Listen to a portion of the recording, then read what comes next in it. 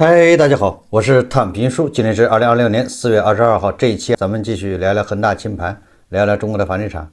这个万科现在是墙倒众人推，今天新浪财经它转了一篇网易的报道，这标题叫影子万科 2.0 管理层如何吸血万物云。它这个报道挺长的，咱们就不介绍了，只是说这个给万科的棺材板上又钉了一颗钉，说它是一个系列报道，关于万科、影子万科是一系列的报道。2025年整个万科系陷入经营危机，有人却在背后悄悄发财。2025年万科 A 亏损885.56亿元，平均每天日亏2个多亿。万科在港股上市的物业公司万物云年利润只有7.72亿元，同比下降38%。2022年朱宝全主导万物云在港股上市，他如高管层通过股权激励获得估值数10亿元的股票，被认为是万物云上市的最大赢家。但万物云的股票恐怕不是万物云高管通过激励的唯一途径，也就是万物云这些高管赚得盆满钵满，他不光是股票激励这一个途径，他们还有其他的途径，这途径给人感觉不就是中饱私囊吗？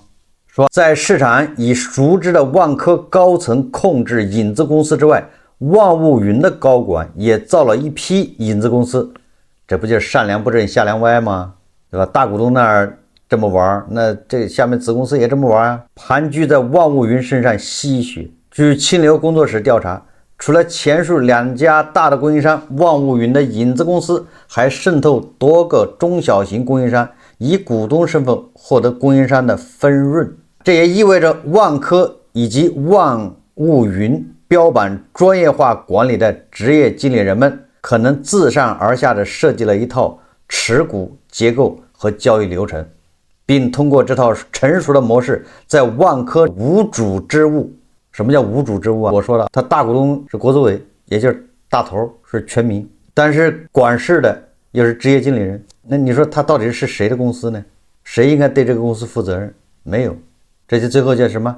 穷了庙，富了方丈，是不是这意思？所以这些职业经理人就在这个无主之物上大肆敛财。随着万科陷入债务危机，多位万物云高管已于去年辞任，但他们在影子公司的持股目前仍然保留。随着万科的多位高管被调查，这些万物云的高管们又能否独善其身？里面还有很多咱就不介绍了，只是说这些事。墙倒众人推，随着万科现在陷入困境，万科的各种黑幕、各种黑料也会逐渐的浮现在大家的面前。那这些东西，那肯定是有人爆料给网易，也不是网易自己他去哪儿查，对不对？这都是内部人爆料。我记得前几天媒体报道恒大的许老板受审，咱们也介绍了啊，恒大系高管就有42名已经在被告席上，但是下面的有人那不知道了。虽然这42名高管没有完全公布名单，但是媒体报道有42名，主要的几名都在。那么有人就说了，那你看看，难道恒大暴雷就查恒大自己吗？跟恒大有关的那些的银行不查吗？实际上有，跟恒大相关的银行、金融机构，还甚至地方政府的主官，也很多已经被查了，都已经进去了，被判了，只是没有人把他，因为这些人犯事，他跟恒大有关系，但他不光是恒大这一件事。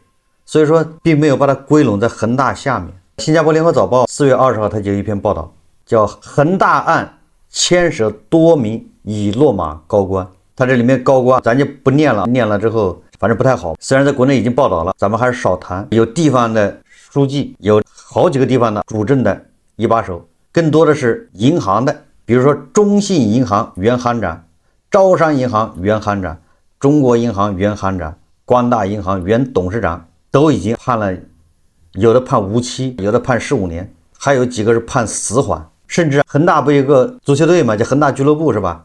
因为恒大俱乐部跟原国家体育总局的这案子还关联，大家知道吗？因为这些人他涉及的不光是恒大一块，恒大只是他们的众多的罪恶之一，对吧？他们还有其他的事，所以说并没有直接把它都并到恒大下面去了。所以说当然了，是不是说还有漏网之鱼？那肯定不止这么多人，有没有查干净？打个问号。但是查是查了，所以这里提一嘴，那我们就知道，这我以前也说了，这如果这么挖，我觉得可能挖出来的料会更多、更猛，牵扯的人也会更多。那这是万科，我们再看万达。天眼查 APP 显示，近日大连万达商业管理集团股份有限公司新增2则被执行人信息，执行标的合计1.49亿余元。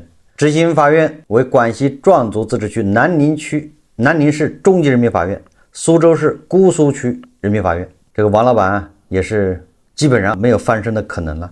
大连万达商业管理集团有限公司由大连万达集团股份有限公司王健林等共同持股。风险信息显示，该公司现存9条被执行人信息，被执行总金额超过3.4亿元。这就是王老板面临的这个现状，套在脖子上的绳子越来越紧。他化债花了这么长时间，甩卖资产甩到现在，甩的这个债是不是越来越多？这就是咱们说的，债务是刚性的，资产是弹性的。那个资产是越卖越不值钱，火的时候值20亿、30亿，行情不好的时候，你只能值5个亿往出卖，都没人要。这个融创4月21日，融创房地产集团有限公司发布关于涉及重大诉讼及资产冻结的公告，披露3起重大诉讼案件最新进展。什么意思？也就是中航信托起诉这个融创，那肯定是金融借款，信托借给融创钱，融创肯定是还不了，那人家就是上告了。融创房地产集团收到江西省南昌市中级人民法院执行裁定书，裁定结果显示，冻结扣划相关被告银行存款9.2亿以及利息，或查封扣押相当价值的资产。什么意思呢？也就是法院要查封融创房地产的将近10个亿的现金或者资产，来给中航信托。排名前3的小学，你在那儿买房，你就能在中关村3小上学。所以蜂鸟家园房价最高的时候多少？一套房子轻轻松松1000多万，那房子都是50多平呢，居住体验就别说了，对不对？一家3口住里面都够呛。2021年峰值是22.4万一平米，现在2026年挂牌价是多少呢？现在挂牌是14万，你要买可以还价。你现在在那儿买还可以在中关村3小上学，但是它价格跌了多少了？快腰斩了，虽然还没有直接腰斩，都快了。这就是学区房，这就是任泽平老师说的核心房产。所以我说你不要迷信，这个不算。北京知春里一套54平的小两居，2021年是670万，而这套房子2025年11月成交，卖了375万，短短的5年不到，就是4年多，蒸发了将近300万。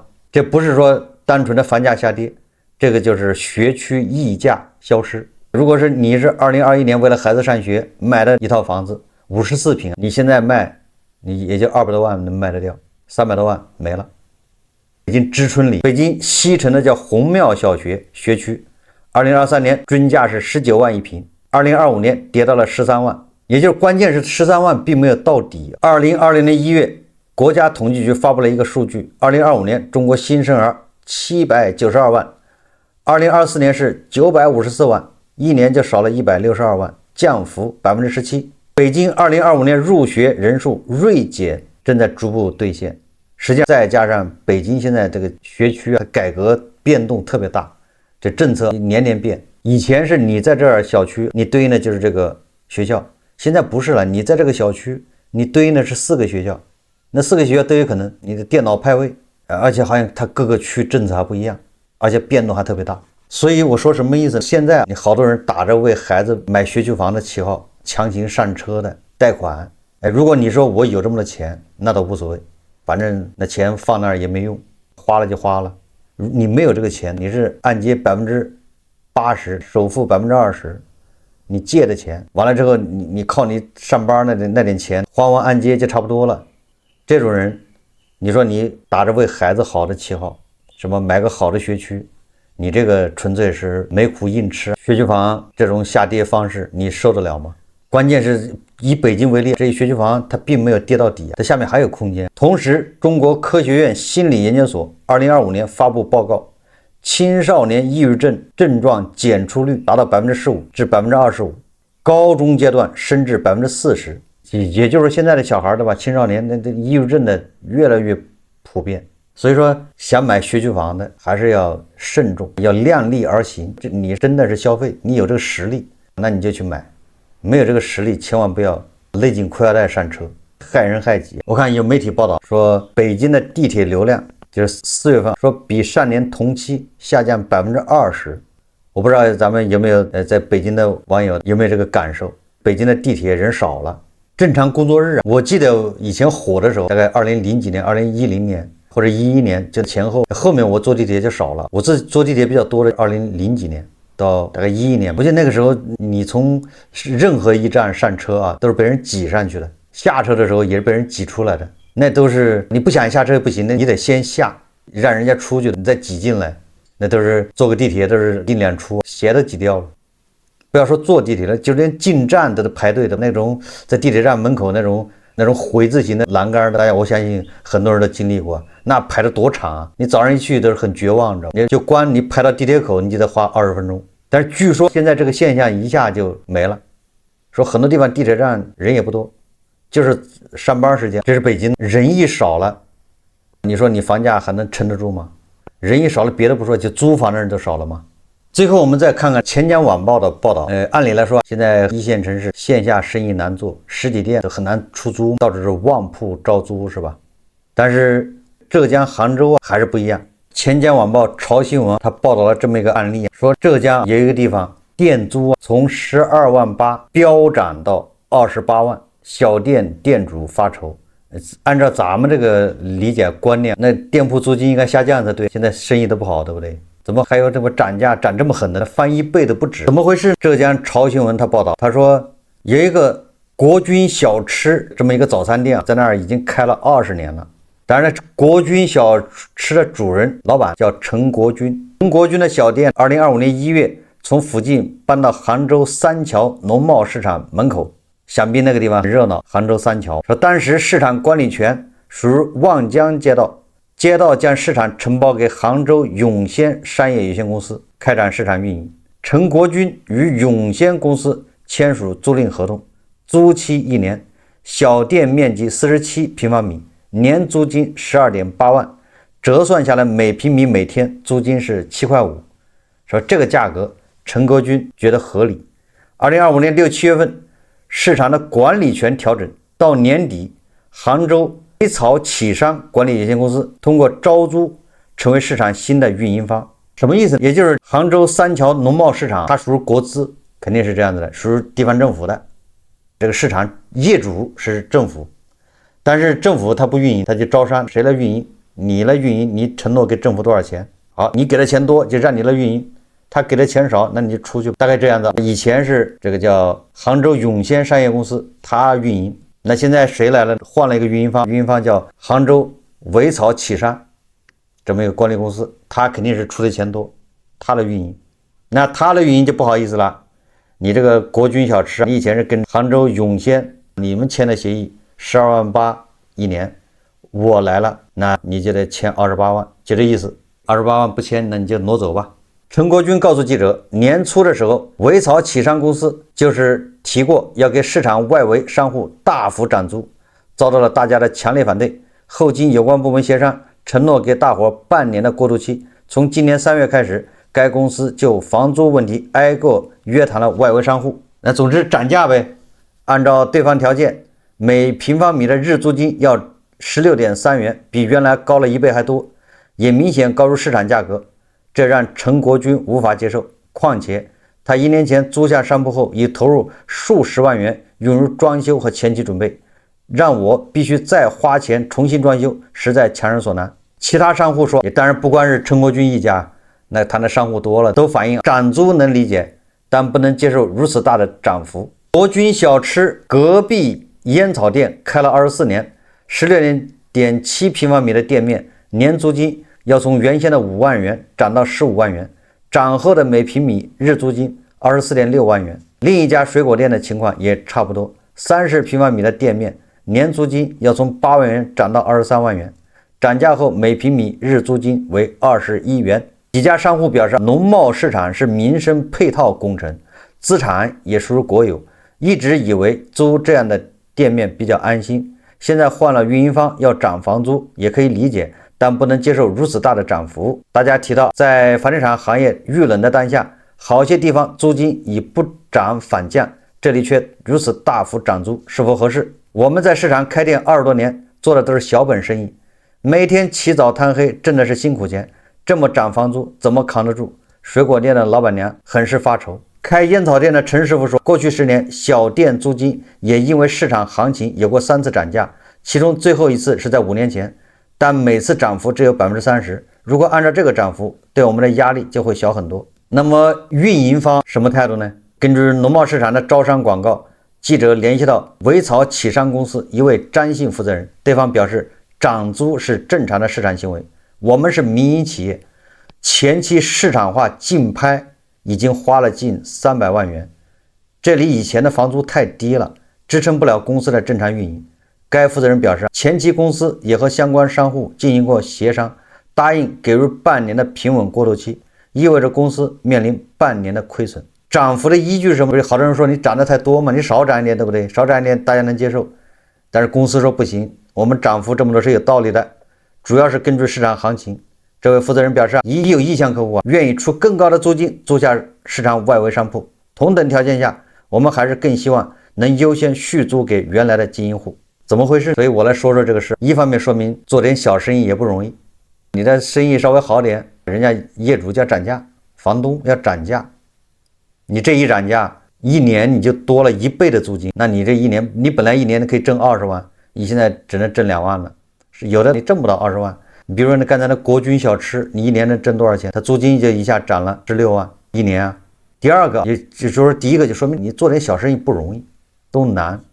第二个说明什么？第二说明你也不能怪人家运营方，运营方是市场化的，对不对？人家是他要担风险的，他是通过竞标拿到了这个菜市场的经营权，人家是综合考量。什么叫综合考量？菜市场外面一圈临街的这一圈商铺啊，人家也涨价，因为这个好啊，这位置它价格低了，对不对？应该涨，它里面的不涨，或者里面的涨得少，因为里面没人租，卖菜的是在里面，大家明白了吧？那人家综合计算，你这外面的就比如说涨这么多，我才能赚钱，而且他不愁没人租，你们搬走马上就有人搬来，人家已经看中了这个地方，那就是市场化。市场化，那你也不能怪人家运营方。那或者反过来说，你这些开小店的这么多年在这儿，那是享受了便利红利，他的地方租金是个洼地，你占了便宜，对不对？或者你这么多年赚的钱都是因为人家便宜，租金给你便宜你赚的，现在你不租你就搬走，别人来租，拿这个价格来租，有的是人，那就是市场化嘛。所以这玩意你说赖谁？你也不能赖政府，那政府这国有资产，它就是市场化运营，不市场化运营，那不就变成灰色地带吗？明明能租800万的，他非要200万租给谁？那这不中间不就是变成侵吞国有资产吗？国有资产流失吗？所以人家招标这种也是可以的，对不对？就谁价高者得，你看谁能给政府交的钱多，谁就来运营。所以说第一个运营公司人家退出了，他赚不到钱，我没这本事，我走了。那好，第二个公司来了之后，人家就要涨价。所以这个东西你这只能说明经济形势不好，大家都没办法，谁都没错，是吧？那市场化那就没办法，那你这人叫苦也没用，你老老实实，你如果你算一算，如果你不赚钱，那你就走，赚钱你就接着干，不就这么点事吗？所以我说现在做点小生意也不容易。这几个农贸市场外围的那些商户啊，他们享受低租金的红利，每年还赚点钱，感觉岁月静好，对吧？